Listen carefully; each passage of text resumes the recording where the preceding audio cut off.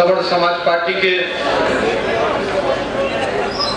राष्ट्रीय अधिवेशन में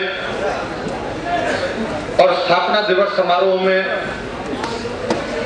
मंच पे उपस्थित इस पार्टी के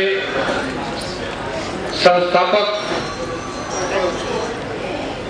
जिन्होंने आज से लगभग 18 साल पूर्व एक स्वप्न दृष्टा के रूप में यह देख लिया था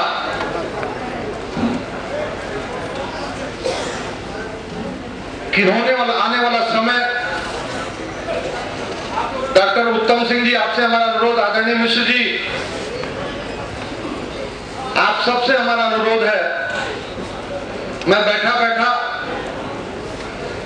अपनी विवशता अनुभव कर रहा था।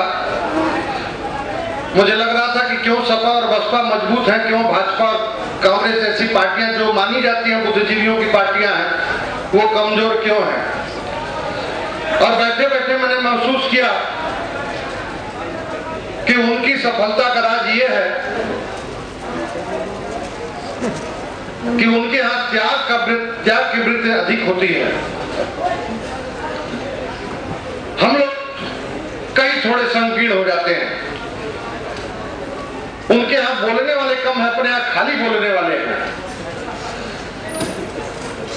चूंकि बुद्धिजीवियों का वर्ग है तो निश्चित रूप से सबको समायोजित कर पाना, सबको अवसर दे पाना एक निश्चित अवधि के भीतर एक बड़ी टेढ़ी खीर होती है।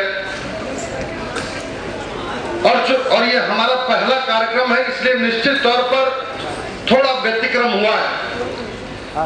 और उस व्यतिक्रम के कारण हमारे तमाम सारे ओजस्वी वक्ता जो इस प्रदेश के कोने कोने से आए हैं, जिनके मन में बहुत सारे विचार हैं, जिन विचारों को सुनकर हम सब लाभान्वित हो सकते थे और समय अभाव में उनको नहीं सुन पा रहे हैं, इसका उनसे अधिक खेद हमको है। और मैं माफी चाहता हूं हृदय की अंतरतम गहराइयों से। मैं जानता हूं कि आरंभिक चरण में पार्टी का संगठन है, एक व्यक्ति को जोड़ना कितना मुश्किल होता है, और वो भी उस अभिशप्त समाज को जोड़ना जिसके बारे में शास्त्रों तक में लिख दिया गया है कि इनको जोड़ना बड़ा कठिन काम है। शास्त्रों की उन मान्यताओं को झुठलाने का दुस्साहस करके यदि मैं निकला हूं तो केवल इस आधार पर निकला हूं कि समय के बदलाव के साथ वो हमारा मिथ्या अभिमान कहीं पीछे छूट गया होगा। इन पिछले 20 वर्षों में जो हमारा उत्पीड़न हुआ है उन लोगों के द्वारा जो कभी हमारे कदमों में रहा करते थे, जो हमारा दमन हुआ है, हम कहीं ना कहीं उससे सबक ले चुके होंगे। और सब कुछ को ताक पर रखते हुए एक पार्टी के झंडे के नीचे एक नेता के सहयोग में खड़े होकर बहुत सारी चीजों को हम दरकिनार रखते हुए केवल अपने मान सम्मान और स्वाभिमान की रक्षा का व्रत लेंगे, संकल्प लेंगे। यह सोचकर हमने यह बीड़ा उठाया है, दुस्साहस हमने किया। साथियों, मैं जो बीच से उठ के लोग जा रहे थे थोड़ा सा व्यथित हो रहा था, चूंकि बतौर राष्ट्रीय अध्यक्ष आपकी अपेक्षाएं भी होंगी और मुझे इस पार्टी के उद्देश्य, कैसे संगठन को चलाना है, भविष्य की हमारी क्या क्या कार्य योजना है, हमारी क्या कार्यप्रणाली होगी, इन सबको आपके बीच में रखना। और इसके लिए यह बहुत आवश्यक है कि आप हमें ये छूट दें, ये जितने भी लोग यहाँ पर आए हुए हैं, आप हमें ये छूट दें, हमारे दिमाग पर से ये दबाव समाप्त हो और हम मुक्त हृदय से, खुली बुद्धि के साथ हम अपनी बात आप तक पहुंचा सके। अगर केवल हमारे दिमाग में इस बात का तनाव रहेगा कि मैं फला को अवसर नहीं दे पाया, मैं फला को नहीं मौका दे पाया, वो नहीं बोल पाए, इस नाते दुखी होंगे, नाराज होंगे, रुष्ट होंगे और हमारा संगठन कमजोर पड़ेगा, तो संभव है जो बात मैं आप तक पहुंचाना चाहता हूं नहीं पहुंचा पाऊंगा। साथियों, यह माफी चाहूंगा आपसे। मैं बारंबार आपसे ये निवेदन कर रहा हूं। हमसे लोग कहते हैं साहब मेढक तोलने जैसा। हमने कहा ये बहुत पुरानी बात है। अब विज्ञान बहुत तरक्की कर चुका है, तमाम नए आविष्कार आ गए हैं। जब तराजू पर मेढक तोला जाता था तब मेढक तोलना कठिन था। अब तो धर्म कांटा आ गया, ट्रक में मेढक को भर के ले आए, धर्म कांटे पर तोल लीजिए, ट्रक का वजन बाहर कर दीजिए, मेढक का वजन आपके सामने आ जाएगा। हमने हर तकनीक रखी है अपने पास जिसके आधार पर हम ये काम करने की बात सोचे हैं।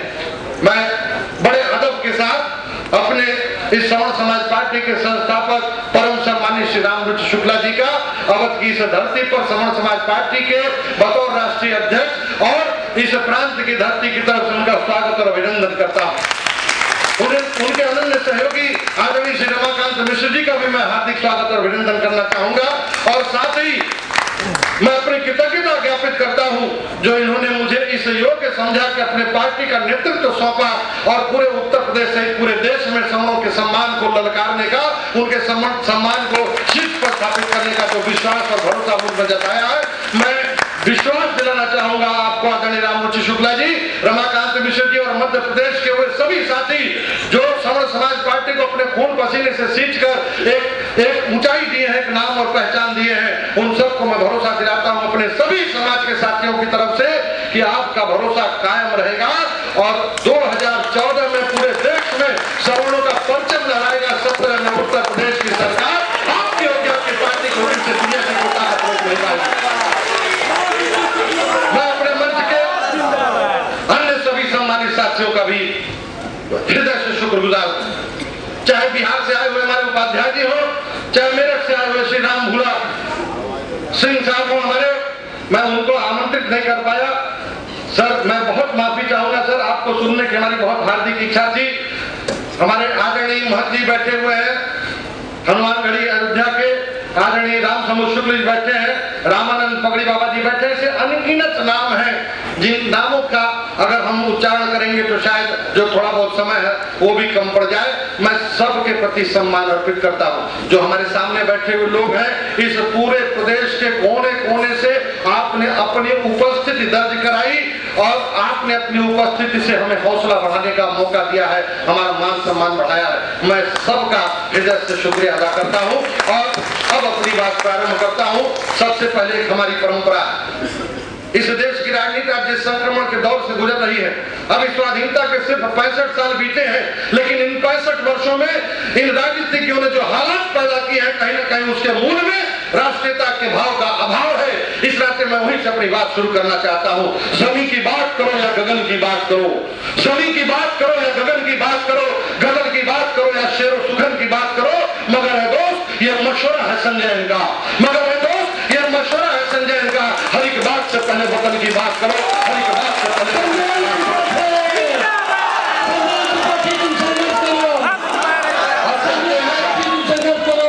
और कहते हैं सर झुकाते हैं। नौजवान मित्रों, आपका उत्साह मैं देख रहा था, लेकिन इन नौजवानों के साथ इन बुजुर्गों के रगों में बहने वाले खून में भी कुछ रवानगी आनी चाहिए।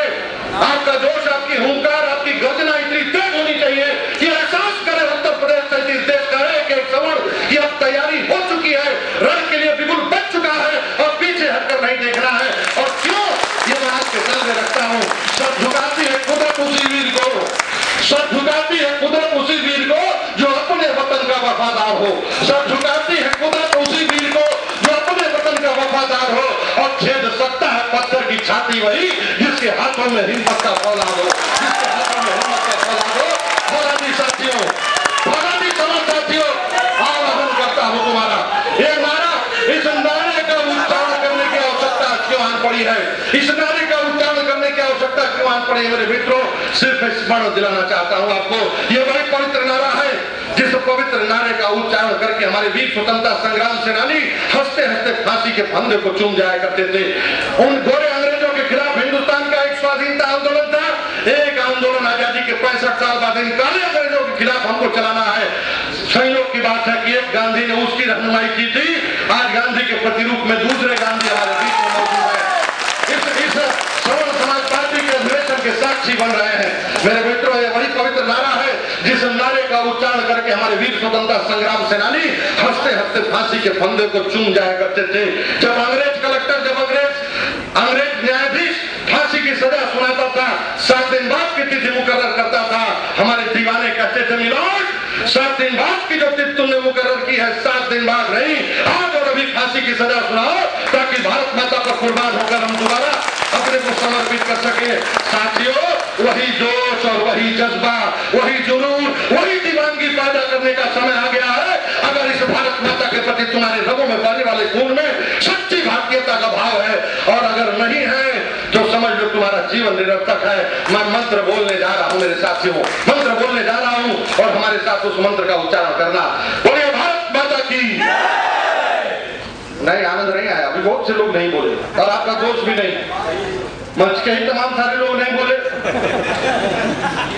पिछले 20-25 सालों में हम अभ्यस्त हो गए हैं पार्टियों का नारा बोलने के, जातियों का नारा बोलने में, धर्म का नारा बोलने में। मुझे इनसे कोई ऐतराज नहीं है, कोई गुरेज नहीं है, लेकिन स्मरण दिला दूं मेरे साथियों, अपनी माँ का जयकारा वही लगाता है जो माँ का सच्चा सपूत होता है। विश्व के इतिहास में कोई दूसरा उदाहरण नहीं मिलेगा जहाँ की धरती को माता की संज्ञा से अभिहित किया जाता हो। कभी आपने मदर अमेरिका नहीं सुना होगा, कहीं मदर इंग्लैंड नहीं सुना होगा, कहीं मदर नीदरलैंड नहीं सुना होगा। अगर सुना होगा तो केवल भारत माँ का सुना होगा। इस नाते मैं 3 अवसर और देता हूँ आपको। बुलंद स्वर में भारत माता की जय का नारा लगाना, दोनों हाथ ऊपर होना चाहिए, आवाज सहकारिता भवन से निकले तो इस विधानसभा के सदन में बैठने वाले गूंगे भरे विधायकों के कान तक पहुंचे और दिल्ली के लाल किले की प्राचीर तक होते हुए देश की सरहदों तक जाए, जहां हमारा जवान रात दिन श्रम करके इस देश को बचाने का उपक्रम कर रहा है।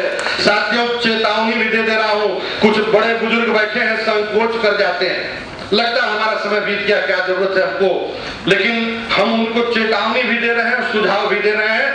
अब तय करना उनका काम है।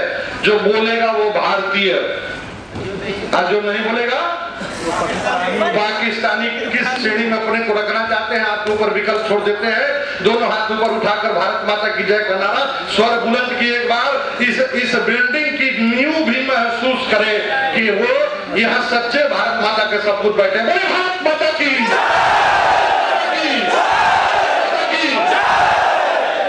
भारत माता की